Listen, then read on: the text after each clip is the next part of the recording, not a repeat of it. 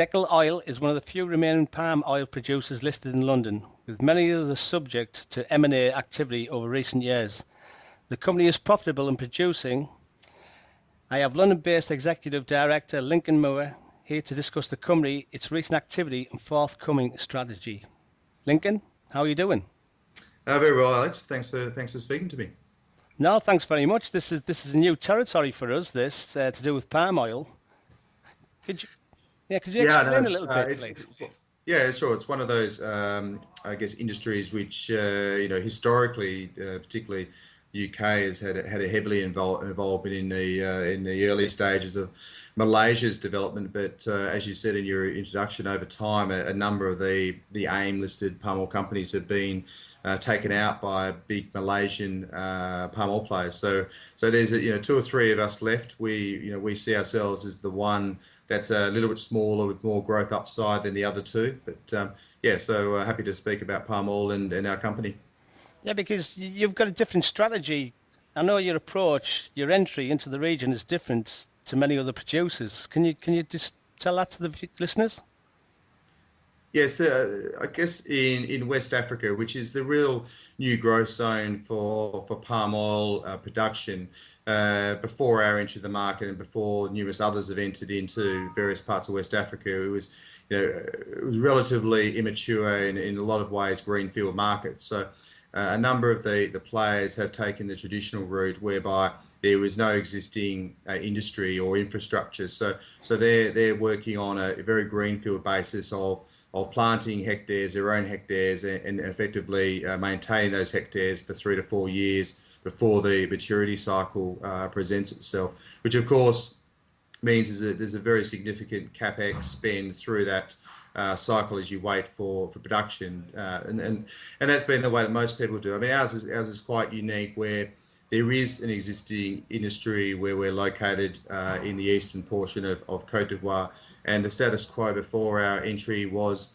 there was more agricultural estates or fresh fruit bunches, particularly from thousands of smallholders, and there wasn't enough milling support to encourage them, first of all, to harvest all their hectares, second of all, to apply normal fertilizing techniques, and third, of course, to continue planting.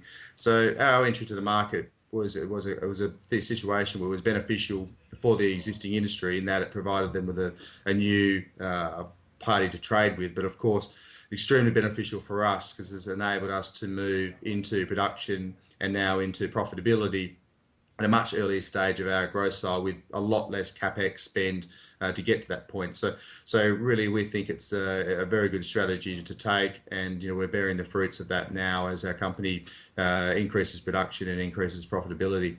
So that would lead me on to the next question. So you're producing. What type of revenue has this generated?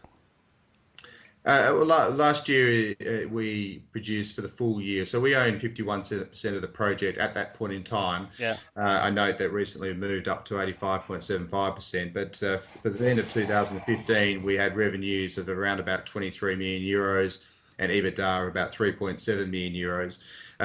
We've had an increase in production post the December 2015 year end. And of course, we expect that to translate to increases in both revenue and also EBITDA. So obviously, the numbers that come out for the half year will be presented in our audited interim accounts, which generally, we typically get them out about 8 weeks after the 30 June month end. So the guidance I can provide at the moment, of course, is that where revenue will increase, and we've also indicated that we'll have a growth in our EBITDA number, and of course also our net profit after tax will improve as well. So you'll see growth during the rest of the year, yeah? Yeah, the half years, as I say, will be Yeah. out in June. We'll expect growth. We expect like for like growth to continue in the second half. And the goal, of course, is to increase the revenue and profit line and net profit after tax for the full years, December 2016 versus December 2015. I mean, the benefit that we've got is, even with this growth in production, now our main asset, which is the one of the largest mills in West Africa, is still only operating at about 65% of its capacity. So we have further room to grow our business, we think, considerably in 2017 and 2018. Can you tell us more about the transactions you mentioned which saw you increase your stake? This saw the number of big institutes participating, didn't it? What attracted them most to your company, do you think? Yeah, the transaction was relatively straightforward. As I mentioned earlier, at the end of 2015, we had 51% of the project. That's the AIM listed company, and we have a partner who, through a separate vehicle, had the 49% ownership of the project. A company called Biopalm, which is a Singapore registered company.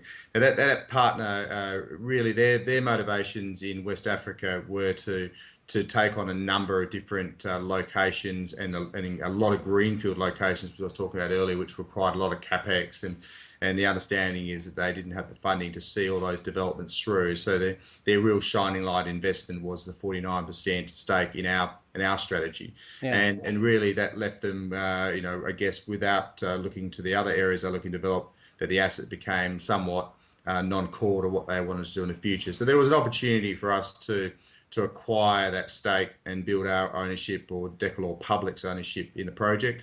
That was executed on in April into May, which led to us increasing our stake to 85.75%, and that was supported by 4 key investors who took the majority, if not all, of that placing. I mean, one of the major ones which has put their TR1 out in the marketplace is Miton, which is a well-known small cap fund management firm, and they've taken their stake up to roughly about 19%. We expect that others over the 3%. We expect further notifications to come through from the other investors explaining their stakes, but it was well supported by strong UK focused institutions who obviously have looked at the company and are attracted by the pricing that we agree with our partner and the growth that we have to come. Obviously, you're getting the institutions participating, so that's got to be a good sign for you guys to move forward as a business, because they're going to be on the journey with you.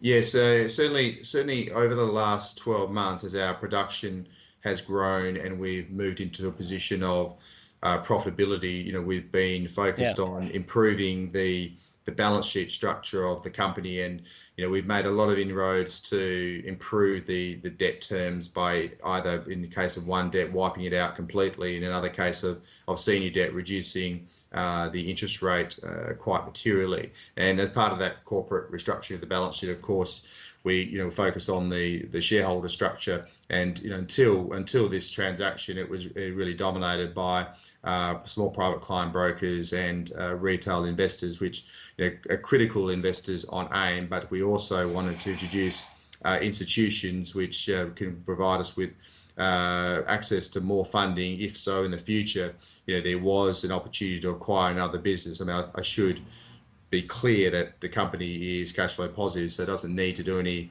working capital type raises, but it's nice to have institutions on board who can assist us if there is a material size transaction to do in the future, which of course we need significant funds to execute above and beyond what would typically be available from private client brokers and retail investors. Okay, you just put out your half-yearly production update. It didn't seem to be well received by the markets. What do you think that was, and your thoughts on the numbers? Yeah, clearly you can look at it in two separate ways. For the half year to be up over 30% in production versus, I guess, like for like to the first half last year is a significant improvement, but it was more so dominated by the first quarter than the second quarter. We obviously had a very strong first quarter, which we, I think internally, but also amongst the retail investors were, internally hoping we were going to again have a 4th or 5th consecutive pricing upgrade on our stock, whereby our half year production would lead us to believing that the full year production would be above the number in the market, which, to be clear, is for this year 43,000 tonnes of crude palm oil, which you can see on their half years at 28,000 tonnes. We're well on track to achieving. Last year in the second half we did 14.5. So if you add that to the 28, we're well on track to do the 43. But I think that's where I guess the slight disappointment came from retail investors, is they thought, similar to numerous other announcements, we were again going to overachieve. And really the driver of that was an external event which sort of played out through April, May into June, and it related to the situation in Nigeria, and specifically the currency crisis that they had there, whereby their currency had been traditionally pegged. The country was having difficulties accessing US dollars from their local currency, because many believed that their pegged currency rate was overvalued, and that had a flow-on effect, which meant that their ability, or that country's ability, to import products, and they are the major importer of various products in West Africa, was hindered for a period of time.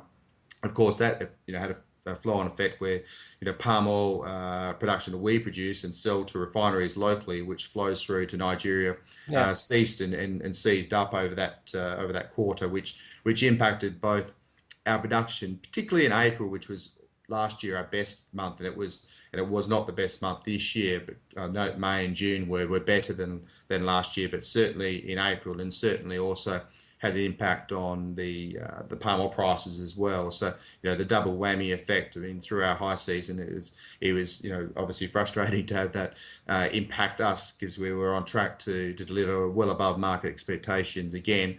But we still finished the half with a very, very solid production figure and growth in our profit, which sets us up very nicely to produce another record year for both production and profitability this year.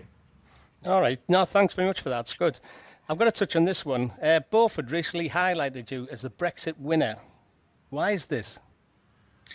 As I said, I think through Q2 we obviously had one negative external factor, being the Nigeria currency issue, which I've highlighted. Yeah. The other factor which we will benefit from, presumably, is the Brexit, and where we benefit is our earnings are produced in euros. The Ivory Coast has a pegged currency to the euro. Yeah. And we produce our profits each year in euros. And of course, subsequent to the Brexit result, the euro has appreciated materially against the pound. And of course, our stock is traded and valuation presented in pound.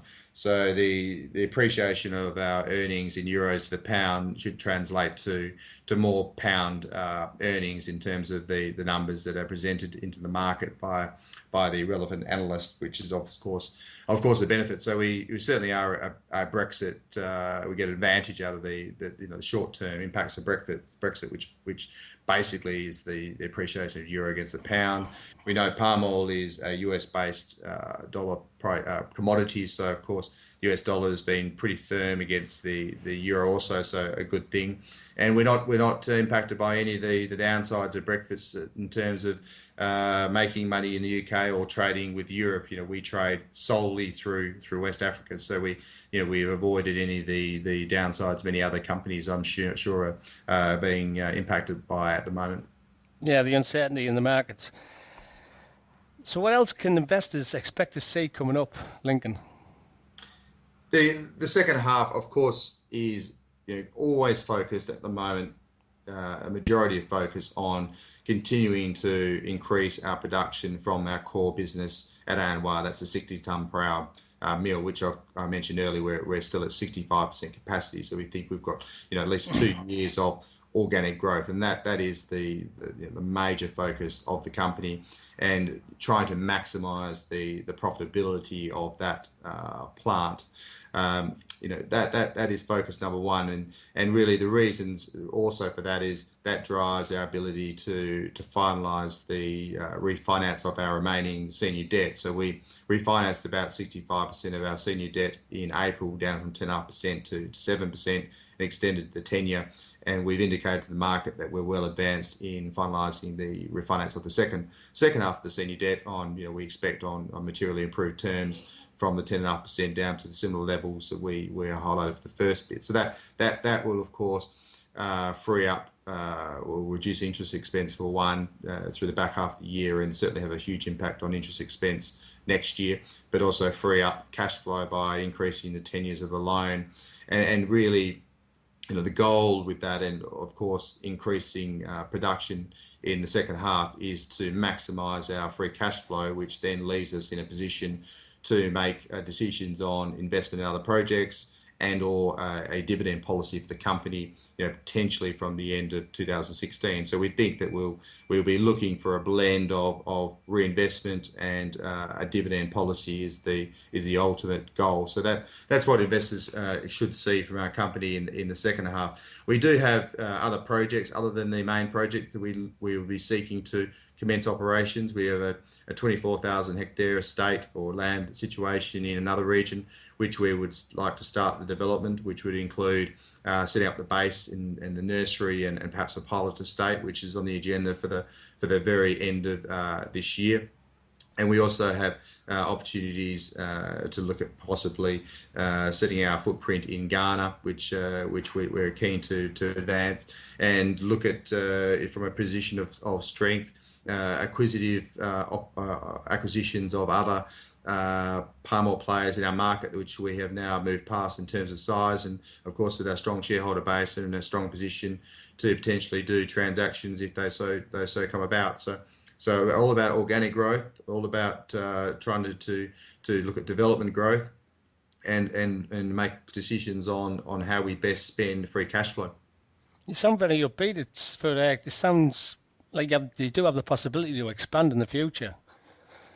Yeah, look, we are on a organic growth drive. I mean, we had a significant growth in production in 2015. We're continuing to grow this year. We of course had an impact on our Q2, an unfortunate external factor in Nigeria, but then we also had a small positive in the Brexit. But from in our minds, we're clearly focused on what we're trying to deliver over a 2-year period. There'll always be small periods where we have over results and something may impact in the short term, but there's a very clear focus on what our company is trying to achieve over the next 18 months, and we expect there'll be certainly a translation into higher earnings and higher free cash flow and returns for shareholders. I've not come across a West African producer before. Why here? What are the benefits of operating here? And I've got to say this, many of the Malaysian producers have a bad reputation. Yeah, it's a good question. I mean, it goes back to, first and foremost, the industry up until recently has been dominated by production out of Malaysia and Indonesia, which account for over 85% of global production. Now, Malaysia is to a point where there's almost minimal new planting given the unavailable land, and so you're seeing very little growth in Malaysia. You're also seeing slowing planting rates in Indonesia due to, again, land becoming more limited and a lot more focus on the sensitivities, or specifically the environmental sensitivities of planting palm, which are obviously publicised and relate purely or almost entirely to what's going on in Indonesia. So if you look around where palm oil can work, it needs consistent annual rainfall, and it needs to be 5 degrees north or south of the equator. And West Africa, which actually was the original where palm oil originated, is the area where people could see potential for further planting, and it's a region where there is the opportunity to do so on an environmentally sustainable manner. And we comply with all relevant standards, and certainly we expect to be perhaps the first significant certified producer out of West Africa. So it really, first and foremost, the opportunity to develop is in West Africa. As you said, you see Malaysian and larger players now moving in to West Africa, which I guess justifies or shows that to be true. A number of M&A type transactions have taken place.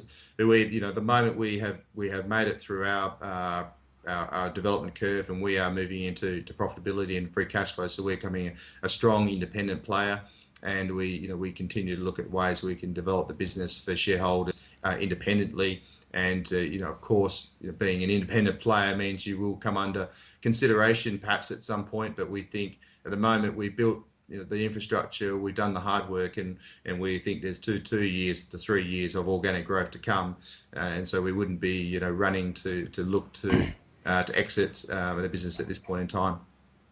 Okay, no, but obviously you're still building it. I've got to ask this, Lincoln. What we do is we go to London South East Bulletin Board and we collect some questions from shareholders. Are you okay to answer them best you can? Do you mind? Sure, absolutely. Okay, so I'm just reading these off. So, first question up. Obviously, this is you guys. They've given guidance to EBITA for the year ending 2016. Please ask for guidance on gross profits after corporation costs, interest payments, investment costs are taken out. There is no corporation tax, so gross profit is net profit effectively. Can you comment on that? Certainly, I mean, we can comment on where numbers are in the marketplace, and the numbers available in the marketplace are, of course, our December 2015 results, and we have guidance from our lead broker, Cantors, in terms of research notes available in the market, looking at the forecasts moving forward. In the 2000 and December 2015 results, our gross margin was in the low 20s, around about 23% from recollection, and our EBITDA margin was around 16%. And in 2016, we're clearly going to have, all things being equal, a benefit to our gross margin, driven by the introduction of our kernel crushing plant, where we're getting a lot more value for the palm kernel oil and the kernel cake by producing those products versus just selling the raw kernel. So all things being equal, of course, we expect gross margin and the EBITDA margin to either be maintained or improve. I mean, clearly there was some interruption in Q2, as I mentioned earlier, with the situation in Nigeria, which had to put a short-term dampener on palm oil prices, which of course does have some impact on margins, but we still see the overall EBITDA and net profit expectation for 2016 half year to be materially higher than it was for 2015. So in terms of the numbers available, that's what I can say clearly. The interim results for the company obviously being prepared at the moment, and once the auditors have taken a look at those results, we expect to provide them to the market at the back end of August, early September, and that will again provide the most recent financial numbers into the marketplace. No, that's great stuff. The next one, when will you outline your dividend policy? Will you offer some sort of dividend guarantee, i.e. a minimum percentage of gross net profits? I ask this as an investor, particularly income-seeking investor, need to see a progressive income path. Yeah, the consistent message that we've been putting in the market is it is clear strategy of the company to have a dividend policy, and of course that question's come up on numerous occasions, given we've moved into a period of profitability. So the questions obviously clearly are the timing and the makeup of that policy, as you suggest. The continued consistent response on timing is, we've got a couple of hurdles to get over first. One clearly is to refinance the remaining senior debt on improved terms and increase the tenure, which frees up the cash flow. So that is the first one, which we are well advanced from. The second one was to the company to take a reassessment of where we are at the half year results and look at where we think we're going to go into the end of the year. Of course, part of that, of course, is also looking at market prices for palm oil, any adjustments and impact on our results for the full year. And we expressed that we'd be looking to provide some guidance on the dividend situation for the 2016 year, sometime in the back end of Q3 into Q4 is the goal. In terms of how the policy will work, we still haven't set out exactly how mechanically it'll work, whether it's it's going to be a full discretionary type setup, or whether it'll be a specific percentage of net profit after tax. And again, it's slightly premature to make that assessment until we have vision through Q3 into Q4. And we can't, of course, put out, I guess, announcements to the market which say, well, we may do one, we may do the other. We clearly have to state facts, and we will state the facts as and when they know it. But clearly, it's a goal, as we always talk about it, to move to dividends. The board has significant shareholding in the company, and it's something we're supportive of. It's something that is supported by the institutional investors, and one of the attractions for them to invest. So it's clearly on the horizon. The next one, please ask for details why the company didn't build on their quarter one year-on-year growth into quarter two. Quarter one saw 57% growth, quarter two saw 10.5 growth. What happened in quarter two? And as I indicated Yeah, earlier, it was Nigeria. really the Nigeria situation. If Yeah, if you look at it month by month, the Ju- almost the entire growth that we thought that we would get in April, it was April. It was really focused on April. May was relatively strong, and June we were relatively strong, both like for like growth, yeah. significantly higher than that for last year. But really the production really struggled in April, which was last year, and should always be probably our strongest month. So that's the explanation for that. When will the outstanding debit be rescheduled? I think the question is probably debt, senior debt. It's probably Yeah, talking about, and as mentioned, we had senior debt on the mill, which was part of the way that we funded the 22 million euro mill development. Now that some of that was done, or around about 16 million euros of that was done with senior debt, of which over 9 million we financed from 10.5% to 7% and announced the market in April. The second tranche of that, we indicated the market that we went through a process of getting a credit rating via Bloomfield, which is equivalent to a Standard and Poor's or Moody's for people who understand those credit rating agencies. And we're looking at a syndicated type loan set up from a subsidiary of Societe Generale. It'll be taken by numerous other institutions in Cote d'Ivoire. We're very close. It's obviously a slightly longer process going through a credit rating setup, but we think that the long-term benefits of having a syndicated loan facility and the flexibility to grow that if so needed for any profitable acquisitions that we can do is going to be worth the wait. And we think that the interest rate on that remaining amount will come down to at least the similar level as the first refinance. And in terms of timing, we're well advanced. We did indicate, I think, in June that we were well advanced. So we don't think that we're more than 4 to 8 weeks away from closing that setup.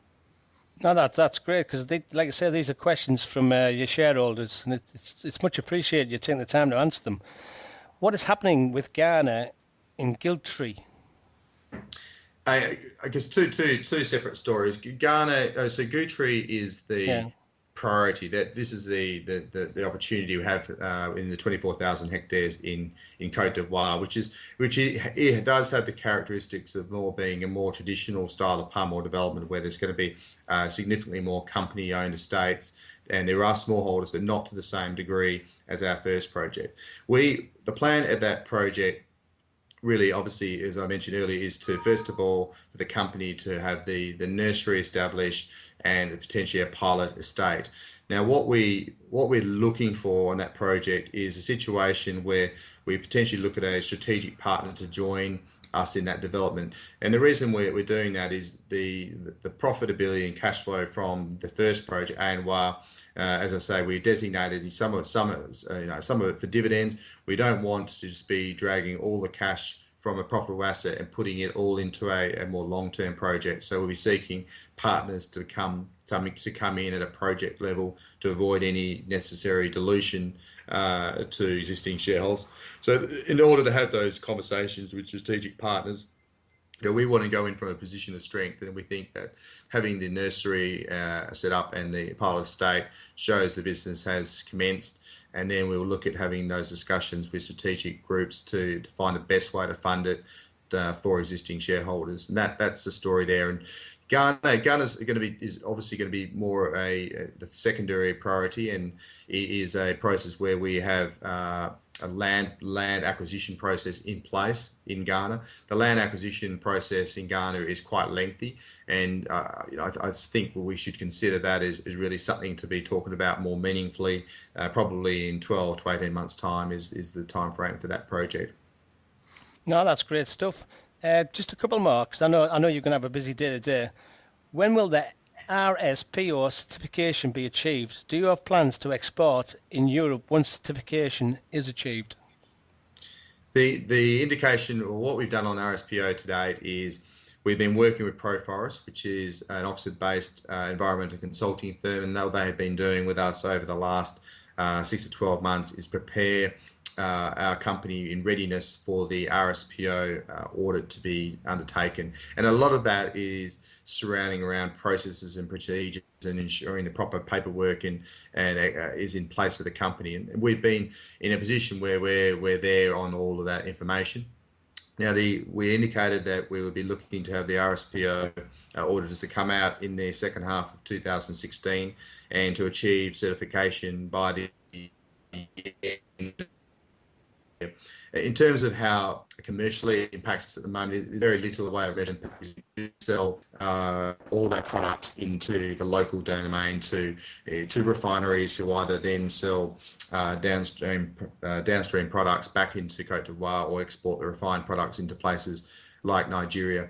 But in the medium term, of course, we will expect to be an exporter of product.